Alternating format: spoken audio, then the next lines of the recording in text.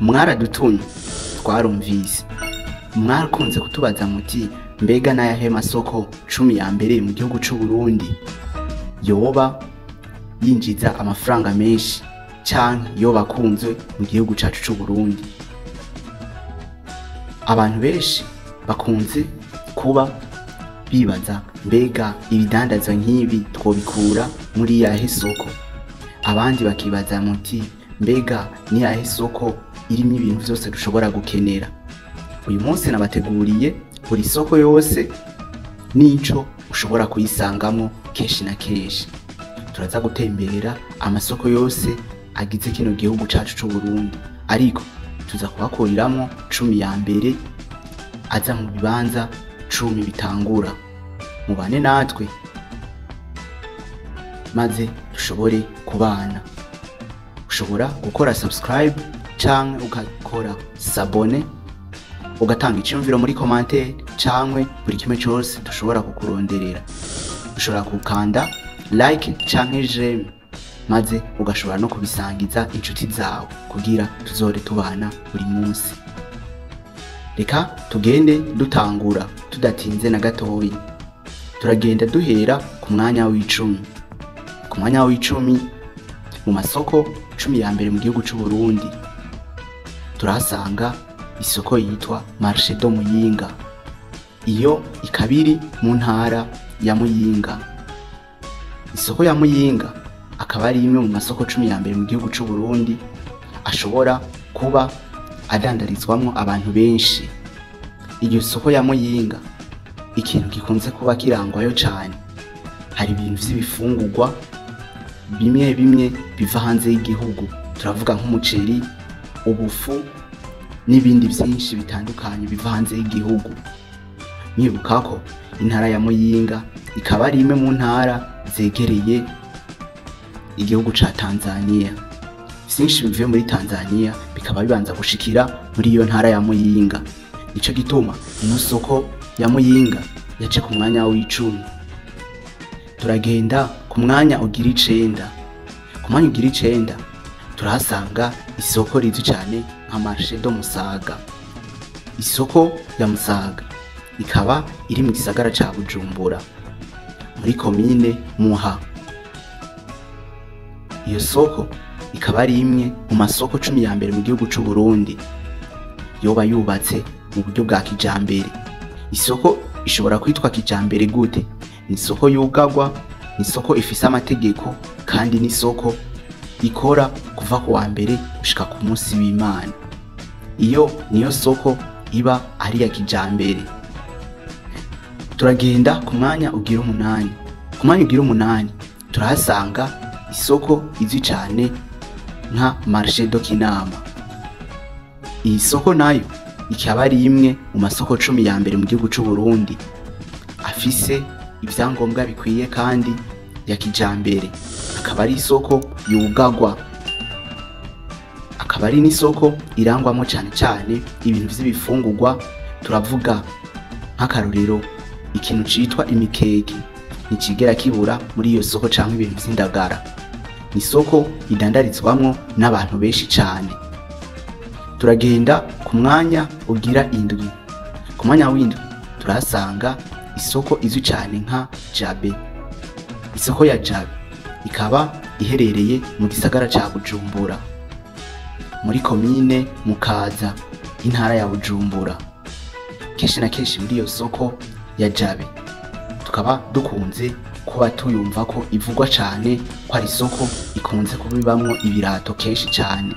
Turavuga ibirato vy'abamama, abapapa, abana n'abatama. Iyi soko ikaba ari imwe mu soko za kijambere zugagwa kandi zugurura kuva ku wa mbere gushika ku munsi w'Imana. Turagenda ku mwanya wa 6. Ku mwanya wa 6 turahasanga isoko iri mu ntara ya Ngozi. Mu ntara ya Ngozi dusanga iyo soko yitwa Marché do Ngozi.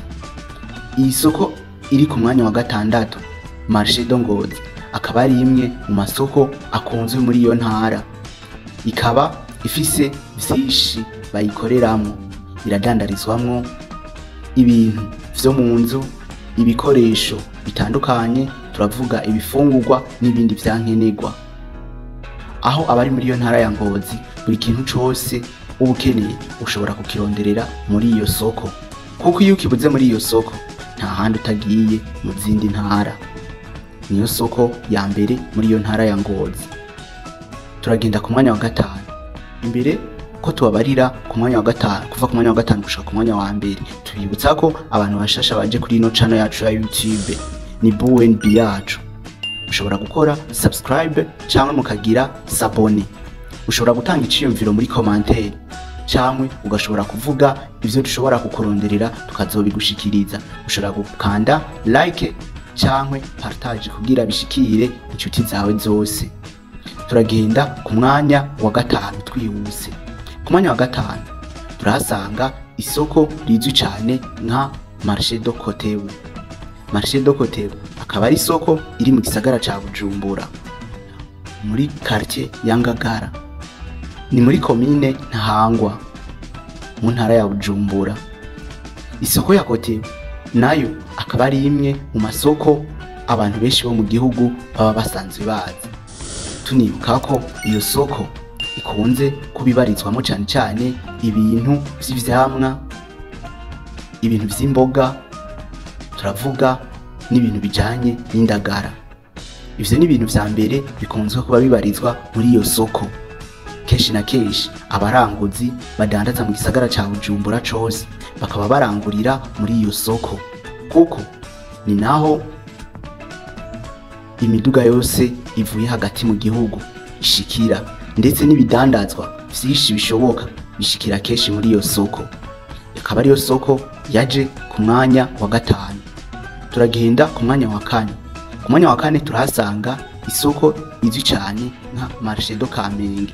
Ino soko ya Kamenge akaba ari imwe mu masoko yubatswe neza mu gihugu cacu c'u Burundi.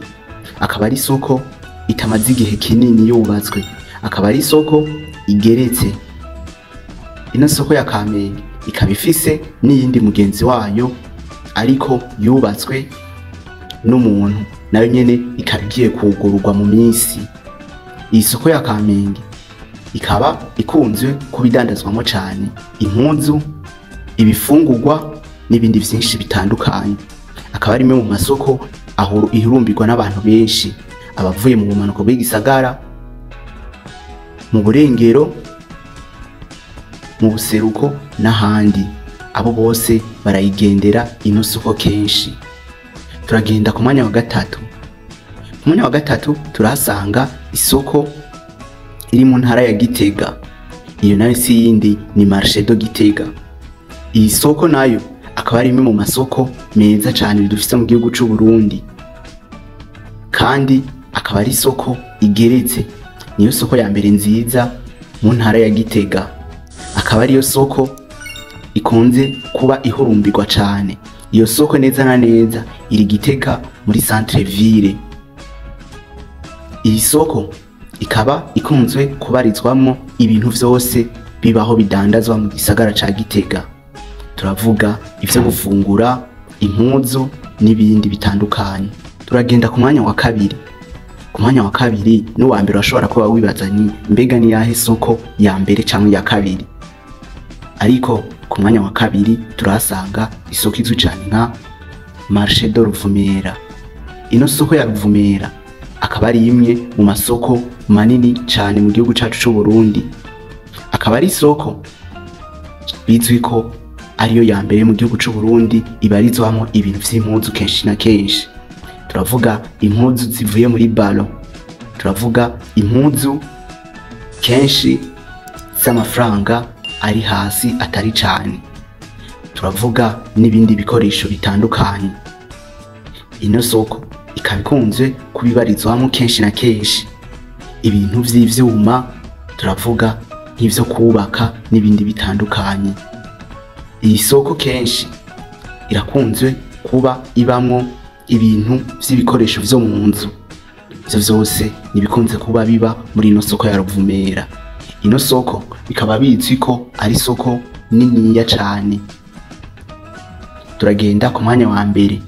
Ku mwanya wa mbere turahasanga isoko iri muri quartier ya Ngagara muri commune Ntahangwa.